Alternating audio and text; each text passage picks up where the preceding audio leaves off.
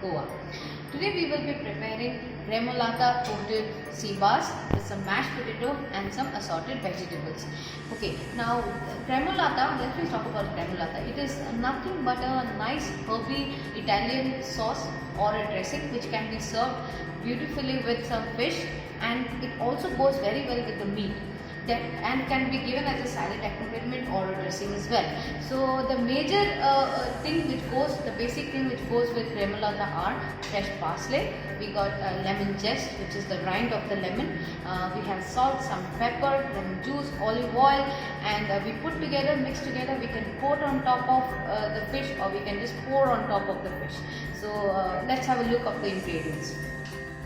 So we got some bell peppers, some French beans, we got some mushrooms, we got some butter, garlic, Parmesan cheese, which is again an option which can be given in Remolata. This is the fresh sea bass.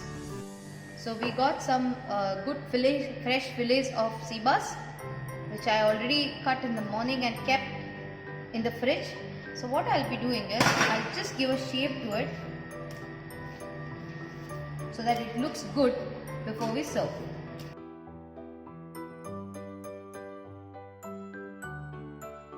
So here we got the sea bass fillets, and I will be marinating it with some salt, some pepper and some white wine.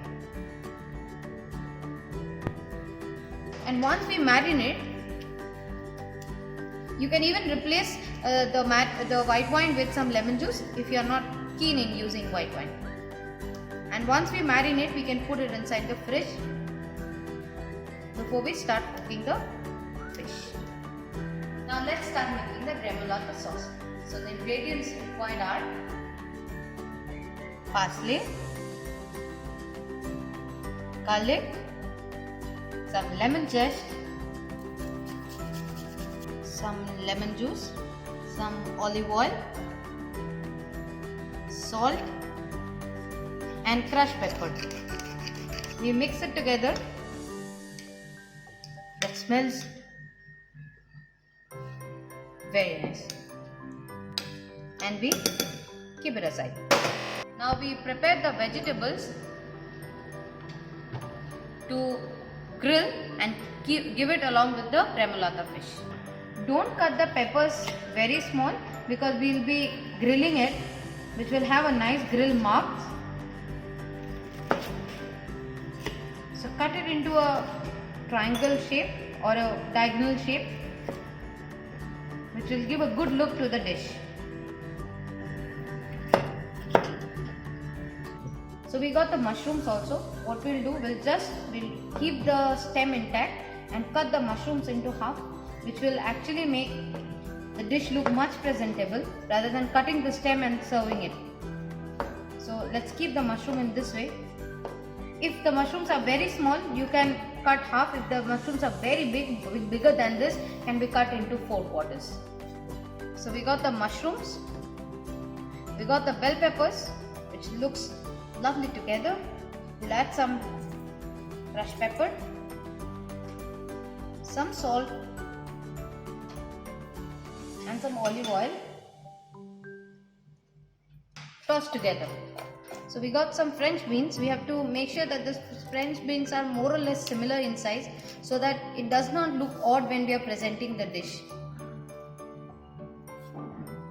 And we have to string the French beans in this way. Keep the French beans the way they are, and then blanch it. So we got the French beans with us. We will be blanching the French beans.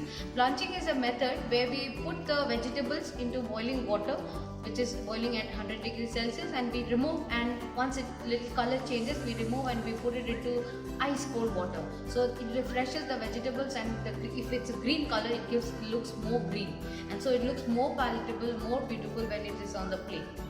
So before we blanch, we boil the water, the salt, and then the French beans goes into it. So we already blanched the beans and we are putting it into ice cold water. If you can see, as soon as we put in the ice cold water, it starts turning more green.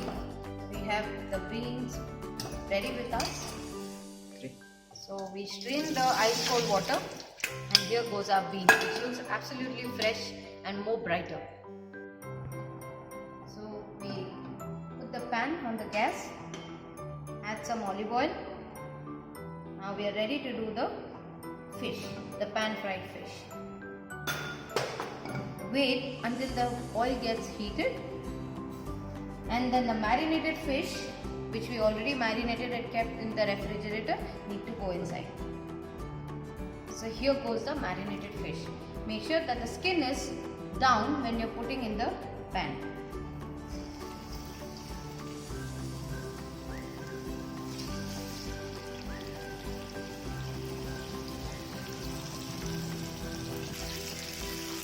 We add some butter, which will give a nice golden color to the crust of the fish, and we add some fresh thyme.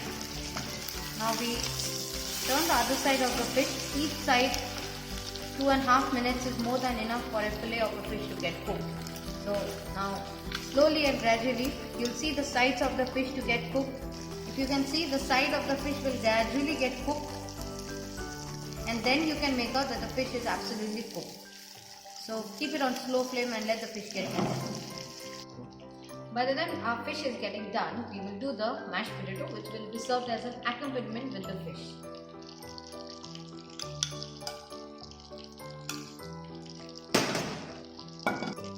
The butter gets melted. Then we add the mashed potatoes, which is yet to be cooked and to be given some seasoning. Add cream. Add some salt. Do not add crushed pepper when you are making mashed potatoes. We got the mashed potato ready with us. You can see it is nicely, you have the texture is nicely done. So our mashed potato is ready, our fish is ready. Now we saute the vegetables. So we will be grilling the vegetables. Add some olive oil. Wait until the pan gets absolutely heated. We'll add the bell peppers and the marinated mushroom into the pan, and we try and wait to get some nice grilled marks on top. So the pan is heated, and I'm going to be adding the vegetables and the veggies.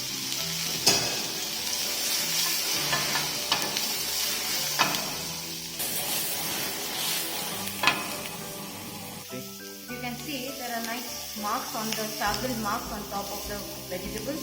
You can see the mushrooms. So now the vegetables are done, and I will start doing the plating. So we do the final plating.